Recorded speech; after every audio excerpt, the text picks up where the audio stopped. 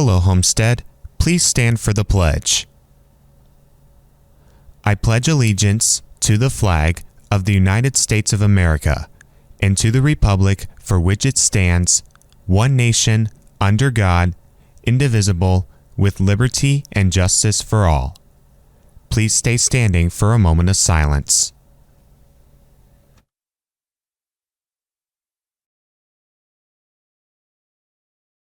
From Homestead Media, this is HHS In Depth.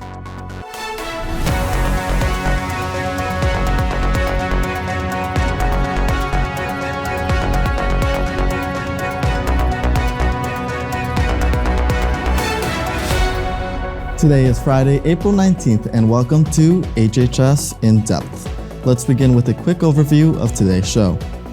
To start us off, reporter Graham DeWitt gives us a behind-the-scenes look of the current Homestead construction project. Then reporter Emily Adams tells us about the annual Spring Arts Week that is taking place next week. Following that story is reporter Caroline Burns, who tells us about a Homestead student's journey into becoming a pilot.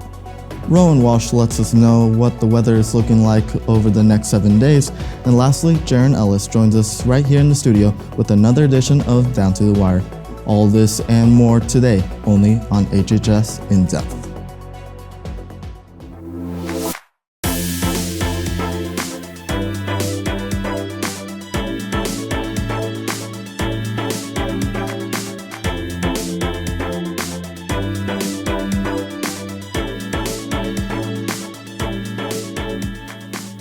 Hello Spartans and welcome to HHS In Depth. I'm Justin Estrada. And I'm Josh Bobe. And Justin, what are your thoughts on the weather that's been coming through town lately? I think it's been pretty good. I'm glad that I'm taking nice pictures in the nice weather. Earlier this week was golden, but let's take a look at next week's weather to see if it'll be as good as this week's.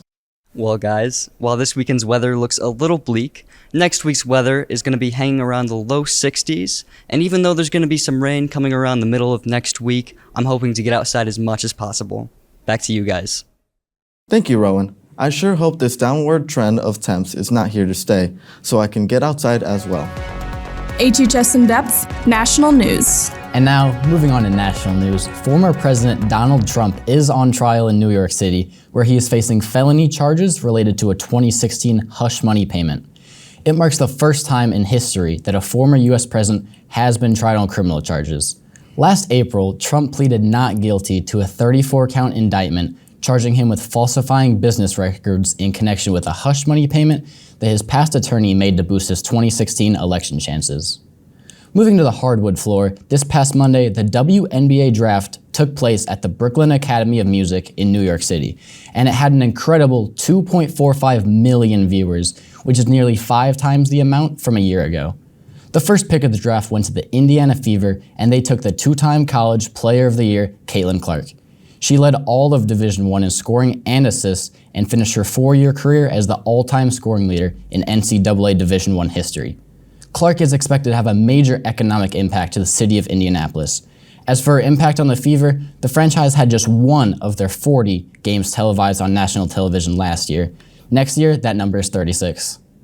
Thanks, Josh, for the update. Ever since Homestead began the renovation project back in 2020, construction workers have been all around the Homestead campus. But while many of them work with tools in the building, there's a lot more that goes on in other parts of the project. We now send it to HHS In Depth reporter Graham DeWitt, who brings us more on what happens behind the scenes of the construction. Whether one of your teachers got a new room or you needed to change a route to a class, you've definitely been impacted by the Homestead construction at one point or another. But as we're in class most of the day, we don't get to see what really goes on, and there's a lot more than you might expect. As a project manager, I am ultimately responsible for the success of the project, specifically keeping the project on budget, keeping the project on schedule, and most importantly, keeping our relationship with the client through the construction process. Make sure that tasks are being performed and all the safety items that are checked off the list. One of my main criteria is be like kind of expert drawings, people to come ask questions to. I deal with a lot of contractor issues. When working behind the scenes, there's some parts of the job that are more enjoyable than others.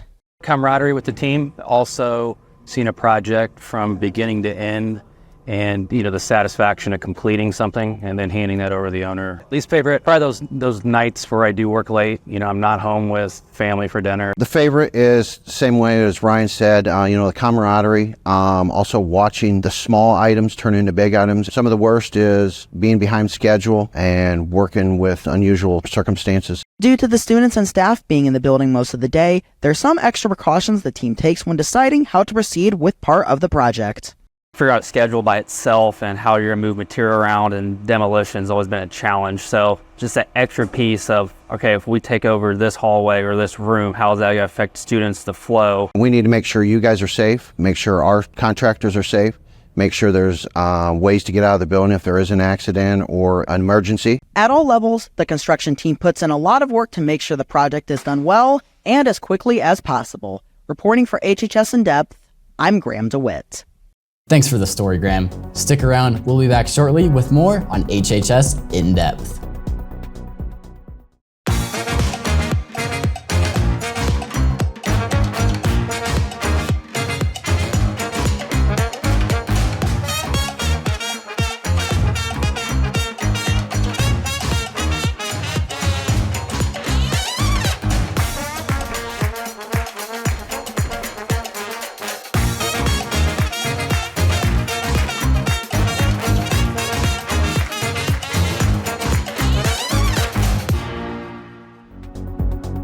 Welcome back to HHS In Depth. Prom will be held on Saturday, May 4th at the Grand Wayne Center downtown. Tickets go on sale next Monday at lunch in the cafeteria. Please make note that during week 1, tickets will be $30. Week 2, the price will go up to $35. And if you still need a ticket the night of prom, tickets at the door will be $40. Tickets can be purchased with cash or check made out to Homestead High School only. If you wish to bring a guest to prom who is not a current Homestead student, you must complete a dance request form which can be picked up in the discipline office. The deadline to turn in the completed form is Friday, April 26th at 3 p.m. There are absolutely no exceptions to this cutoff time. No faxes or late copies will be accepted. You must show your current student ID to enter prom, and non-HHS students must have a valid photo ID. There are no refunds for prom tickets, and you must have your ticket to enter. No photos or copies will be accepted. If you have not yet purchased this year's yearbook, be sure to do so soon. You can purchase one at the QR code shown in the graphic. Also, if your parents are interested in taking out an ad in the yearbook, have them go to the same link. Did you go anywhere exciting over spring break? Do you have any cool clips photos? Email them to Miss Barrett at the email address shown here to have them featured in this year's yearbook. Homestead High School cheerleading tryouts will be next week, April 23rd through April 26th. Any student that was unavailable to attend the call-out meeting should contact Coach Sutherland at the email address shown here. Seniors, superlatives for this year's senior activity days are ready to be voted on. Check your Canvas email for the link to vote. Please note that you can vote for 2 students on each award, and since seniors can only win 1 award, it's encouraged that you don't vote for the same person twice. Voting ends on Friday, April 26th. The annual New to You resale takes place here at Homestead tomorrow. With more information about what it is and who it benefits, here is Mrs. Merkling. So Homestead's Environmental Club are having our 9th annual garage sale tomorrow here on Saturday. It's from 9 to 4. So you're able to enter through door 26, which is the old main entrance of the end gap. It's a giant garage sale that we have everything from furniture, home goods, clothing, athletic wear, athletic gear, all kinds of things that people are able to donate to us. And then we're able to present to the public for a second chance at life. So all the money and proceeds that we are able to raise goes for the maintenance and upkeep of the Environmental Center for our work-study program. Be sure to come out tomorrow at 9 a.m. and enter door 26. And just a reminder that this event is for the entire community, not just Homestead students and staff. While many schools all across the country struggle to give the arts and the students that participate in them the recognition they deserve, Homestead has made a serious effort in the past several years to give a platform to these student artists. In now is reporter Emily Adams to tell you about the upcoming opportunities to celebrate your artistic peers. Last week, Homestead kicked off their annual celebration of the arts with the Performing Arts Convocation. Next up is the NHS Coffee House and the Spring Arts Gallery. Spring Arts Week is a celebration of the visual arts department and all of the students' accomplishment throughout the year. This year looks and feels a lot different because we're in a new space, and typically we have an entire room dedicated to the gallery setup. Instead of being held in the community room or the old weight room like in years past, construction has pushed the gallery walk to an open house style display in the new A1000's hallway.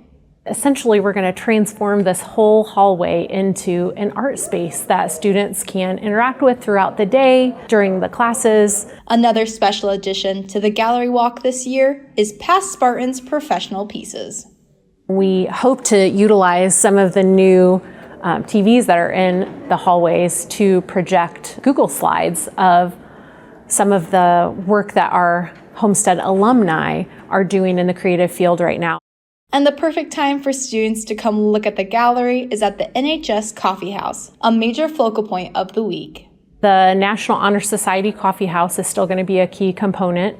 It's going to be Wednesday, April 24th from 6 to 8:30 out in the little commons area outside of math. The NHS Coffee House is almost like a talent show that the National Honor Society puts on to fully immerse everyone walking through the gallery and the Fine Arts Gallery into the world of arts. With the NHS Coffee House, we'll be selling pastries, coffee, and other items that can be used to finance anything that's needed. Even with all the proceeds from the NHS Coffee House going to the Visual Arts Department, there are still other ways to support these young artists, such as using the brand new Spartan Arts Dispenser for just 4 quarters a piece. Brand new to the art department this year is going to be a mini art dispenser.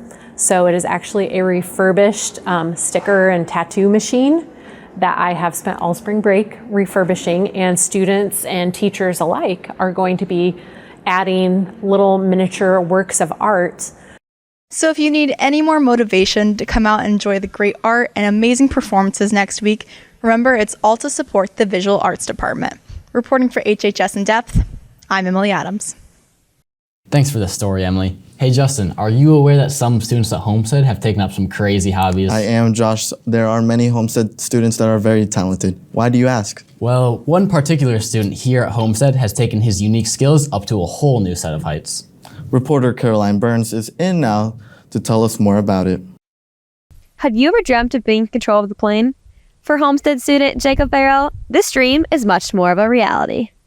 I'm training to get my private pilot's glider license, and it'll allow me to fly gliders on your own without having to have an instructor instruct all your flights, and allows you to go anywhere in any airspace with any glider. And yeah, basically you can soar freely around the country. Becoming a pilot takes a lot of hard work and dedication, including not just airtime, but written work as well. Also, to get your license, you have to take a written exam, which is 60 questions, and you have 2 hours to take it. 17 subjects within it, which just goes from regulations for airspaces all the way around to charts and just knowing your aircraft. The student pilot license not only allows you to be able to fly solo, but it also helps prepare for future careers in the aviation field. I want to pursue aviation like my grandfather, however, not the airlines. I want to pick more of a private, so like private jets or turboprop aircraft in remote locations.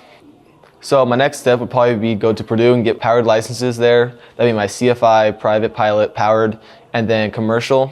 Those allow me to fly basically for hire for any airline or company, or basically anyone who wants to hire me as a pilot. It's great because you can choose everything from where you go to like how high you want to go, how long, everything. However, it does come at a cost of if something goes wrong, you do have to make that decision for yourself, and you're responsible for bringing yourself back down. For more information on becoming a pilot, check out the website below. Reporting for HHS In Depth, I'm Caroline Burns. Thank you, Caroline. Stick around. We'll be back shortly with more on HHS In Depth right after this.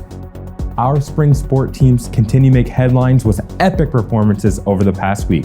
I'll tell you more about it later on in Down to the Wire.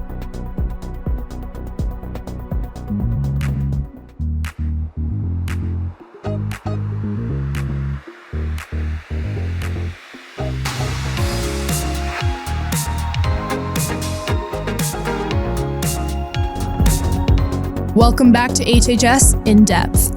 Welcome back to HHS In Depth. And Josh, I don't know about you, but I've been really enjoying getting outside and really taking in all that warm weather while it's still here. For sure, Justin. I've been getting outside a lot as well, but it was a lot colder this morning coming into school. I'm curious if the weather is going to continue being like it was earlier this week, or is it like today? In now is Rowan Walsh to answer that for us. Thank you, Justin and Josh. I don't mean to shatter your hopes, but the temps in the next few days aren't too appealing to our warm weather lovers. When you walk out of school today, it'll be about 56 degrees and wind speeds will consistently hover around 15 to 20 miles per hour, so don't let the wind whisk away your floaties. Sadly, this weekend doesn't look too great either, as Saturday falls to a high of 53, and we'll see Sunday warm up a little to 55. But don't let the weekend's weather cloud your outlook though, because Monday will be a sunny high of 62. We're expecting some showers and highs in the low 60s on Tuesday, but the sky will clear up for us on Wednesday with a 3-day streak of 62 as our high. Finally, Thursday will just barely dip down, bringing us to 60 degrees with partly cloudy skies. I'm hoping this week will be the last time we'll see day high temps in the 50s till fall, but don't take this weather for granted. I know I'm going to be visiting Zestos much more now that it's warmer. Justin and Josh, back to you. Thank you, Rowan. Now you got me in the mood for some Zestos. I love Zestos, but I'm more of a handles guy. But for now, let's turn our attention to sports. In the studio now is Jaron Ellis to let us know all about this week's sports news at Homestead. Here's another edition of Down to the Wire.